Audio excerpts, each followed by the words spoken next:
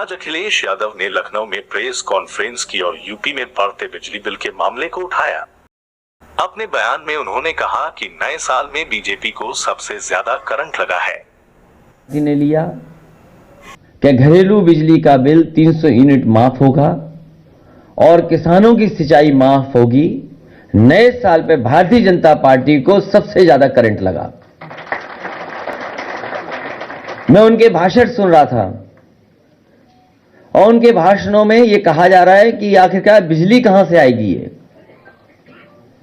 Bharatiya Janata party के ना समझ बाबा मुख्यमंत्री जी, अनुपयोगी मुख्यमंत्री जी, अगर उन्होंने ठीक से काम किया होता तो आज उत्तर प्रदेश में बड़े पैमाने पर बिजली होती।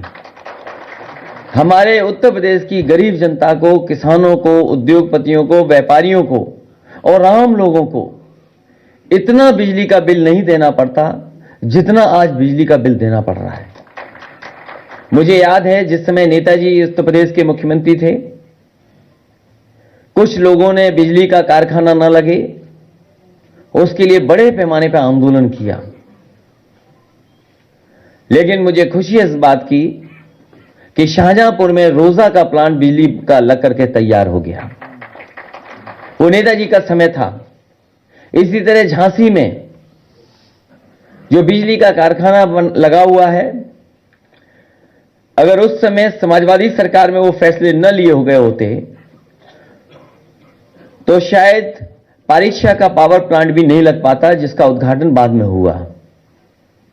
इसी तरह लैंको का एक पावर प्लांट जो सोनभद्र में लगा, अनपारा डी जो समाजवादी सरकार में पिछली बार स्वीकृत हुआ, एमओयू कर करके पुरानी सरकार चली गई, लेकिन उसके बाद जो काम होना था, सिंचाई का विभाग से पानी पहुंचना प्लांट तक, प्लांट को जमीन पूरी उपलब्ध कराना और प्लांट की वाक़ा उसके अलावा जो स्वीकृतियां प्रदान होती हैं उनको अगर किसी ने दिया तो समाजवादी पार्टी ने, और उसका उद्घाटन भी अगर किसी ने किया था तो नेताजी ने किया था। 3x660 super critical thermal plant जो ललितपुर में बन करके तैयार हो गया है।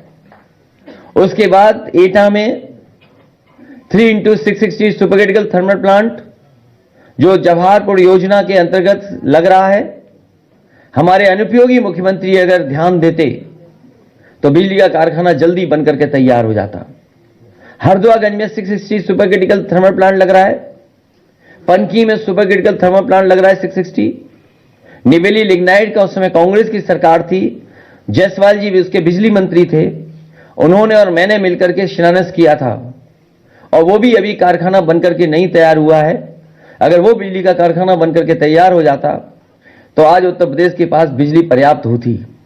वो बनकर के अभी तक पूरा नहीं हो पाया है। इसी तरह सोलर प्लांट के लेकर के सोलर में बिजली को बढ़ाने का काम भी समाजवादी सरकार में हुआ। मुझे याद है जिस समय फ्रांस के स्टेट हेड उद्घाटन कर रहे थे, वो अगर योजना किसी के समय की थी सोलर प्लांट की, सोलर पावर प्लांट की, तो वो समाजवादी सरकार की थी जो मिर्जापुर में स्वीकृत होकर के प्लांट चालू हुआ था।